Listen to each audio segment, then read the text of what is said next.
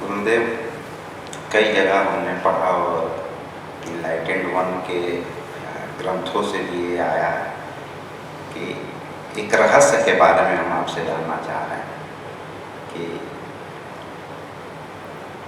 जैसे कबीर भी कहते हैं कि सिर कटे तो बहुत सस्ता है, अगर गुरु मिल जाए तो सिर कटने के बाद भी अगर गुरु मिल जाए, गुरु का आशीर्वाद मिल जाए तो जानो सबसे सस्ता है।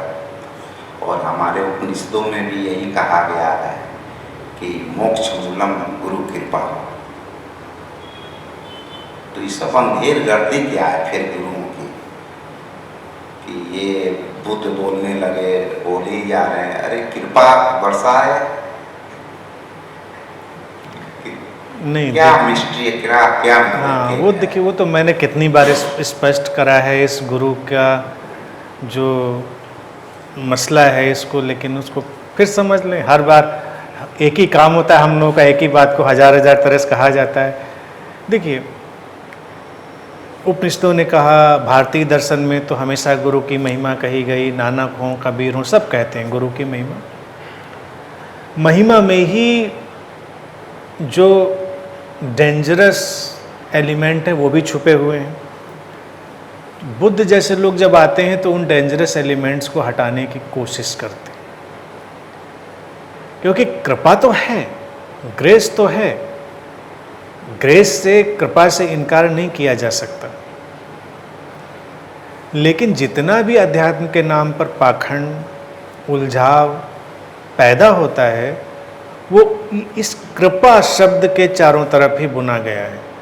तो कोई भी समझदार गुरु होगा एक कृपा शब्द को तो वो कैंसिल करेगा। कृपा और चमत्कार, इनके चारों तरफ ही सब ताना बाना बुना गया है, अंधविश्वासों का, पाखंडों का। तो बुद्ध ने भी जब बोलना शुरू किया तो उन्होंने इसी चीज़ को हटाया।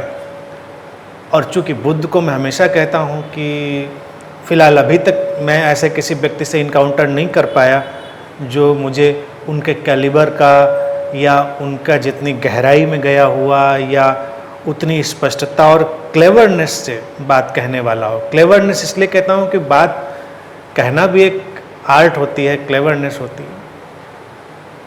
बुद्ध ने इसीलिए शुरुआत ही करी तो उन्होंने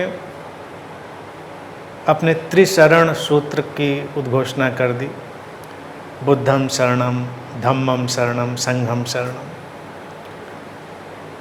अब बड़ा ट्रिकी इशू था। पहले तो उन्होंने जो अपने लिए नाम लिया वही बड़ा ट्रिकी था, बुद्ध, अवेकन्ड वन, जागा हुआ, ना कि सिद्धार्थ। अब जागा हुआ तो कोई भी हो सकता है। तो जागृति की यानी कि जागे हुई जो प्रेजेंस है उसकी शरण, सिद्धार्थ की शरण नहीं। बहुत स्पष्ट। अब उसको इंटरप्रेट उन्होंने, मैं समझता हूँ, किया भी होगा अपने सामने।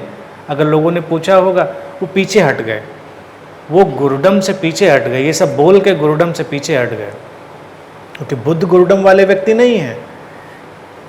हाँ, ये अलग बात है, जैसे लोग मेरे पास भी आते हैं, पैर छू लेते हैं, सब कर लेते हैं, तो मैं भी चलने देता हूँ, क्योंकि जब आप जान ही जाएं कि एक ही व्यवस्था है, ड्रामा है, तो आपको उस पर ज़्यादा उलझने की भी ज़रूरत नहीं कि आप भागते फिरें कि नहीं नहीं पैर नहीं छूने देंगे। तब तो आपको इतना अभी एहसास है कि पैर छूने छुआने वाला सब फ़र्क है। अगर एक ही सोर्स, एक ही कॉन्शियसनेस है तो लीला है, चलने दो। तो बुद्ध के पास भी सब चलता रहा होगा, लेकिन वो इसके फेवर में नहीं थे। फिर वो धम्म यानी कि जो ज्ञान है, बौद्ध धर्म नहीं, क्योंकि बौद्ध धर्म जैसे तो कोई चीज़ तब पैदा ही नहीं हुई थी। अगर आज लोग कहें वो इस धर्म की शरण जाने को कह रहे थे, वो तो उन्होंने बोलना शुरू किया था, तो कहाँ से धम्म आ गया? जीवन का ही धर्म, जो ज्ञान रियलिटी में उतरा है, उसकी शरण में। और फिर संघ यानी कि उन लोगों का एक जो कलेक्टिव मास होगा, एक समूह होगा। ये सब चीज़ें चमत्कार भी करेंगे, ये तो वैज्ञानिक रूप से बात समझ में आती है, और कृपा भी आएगी जब हम इस तरह से जुड़ेंगे इन सब चीज़ों से। तो व्यक्ति को हटाकर उन्होंने बहुत ही टेक्निकली उन चीज़ों को इस्टेब्लिश कर दिया।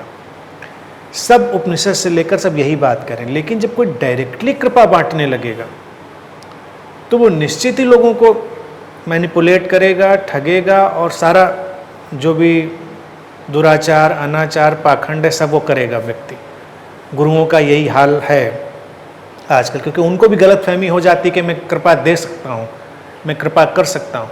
अब यही गलतफहमी अगर किसी के अंदर है तो फिर तो वो बात ही नहीं समझा। कृपा तो है, इट विल हैपन, लेकिन कोई देगा या करेगा ऐसा नहीं है। किसी की उपस्थिति उसमें कैटलिस्ट का काम कर सकती है, तो बस कैटलिस्ट का काम है, तो कैटलिस्ट से ज़्यादा उसको नहीं देखना है। फिर कहाँ क्या किसके साथ कब घटेगा, ये उस शरीर मन की अपनी यात्रा और अपनी डेस्टिनी होगी। तो एकदम से कहा जाए कि उसको हम हटा के मैनिपुलेट करके कोई चीज़ बदल के रख देंगे तो ये भी एक झूठ होगा, तो वो सब भी नहीं होगा।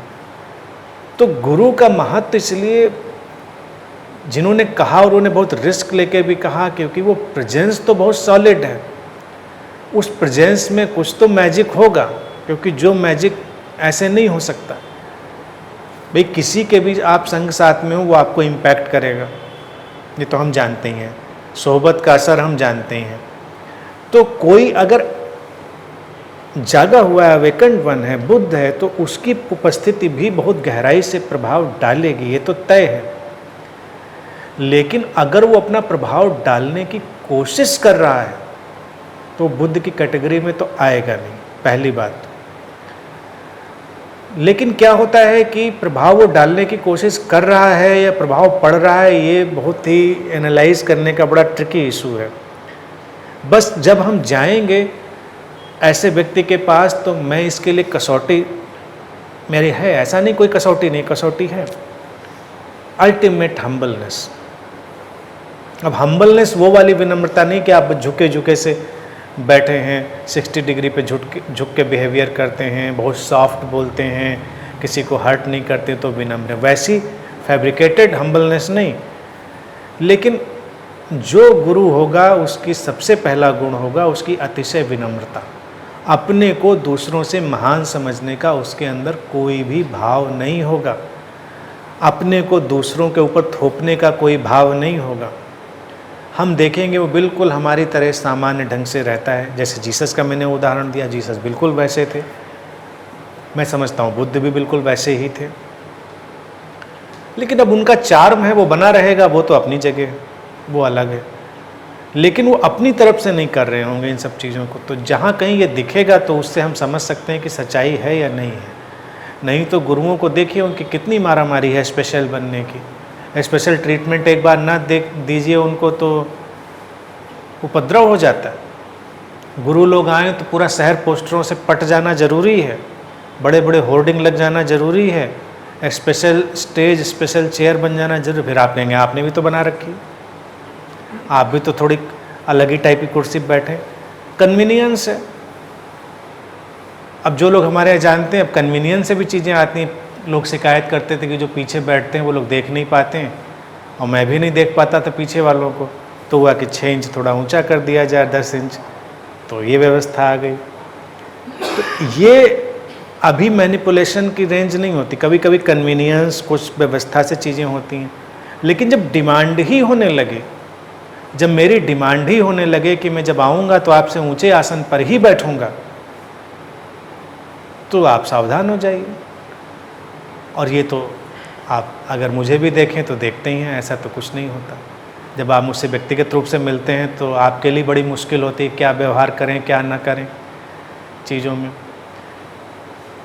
एक हम्बलनेस बहुत ज़रूरी है। ये जो गुरुडम का फैलाव है ना, ये इसकी न कबीर बात कर रहे हैं ऐसे गुरुओं की, न नानक कर रहे हैं न उपनिषद कर रहे हैं, ये बहुत सतर्क रहने की बात है। और फिर जब वैसा गुरु होगा तो ग्रेस आएगी ही आएगी, वो कहीं जाएगी नहीं। क्योंकि समझा के तो कुछ बहुत समझाया नहीं जाता, लेकिन ऐसा भी नहीं कि समझा के कुछ भी नहीं समझाया जाता।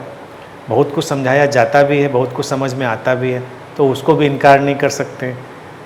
लेकिन अल्टीमेट अवेकनिंग जो है, जो टोटल अंडरस्टैंडिंग है, वो तो ग्रेस से ही आती है, और वो ग्रेस एग्जिस्टेंशियल है। वो किसी व्यक्ति की ग्रेस नहीं है, वो एग्जिस्टेंशियल ग्रेस है, अस्तित्वगत ग्रेस है।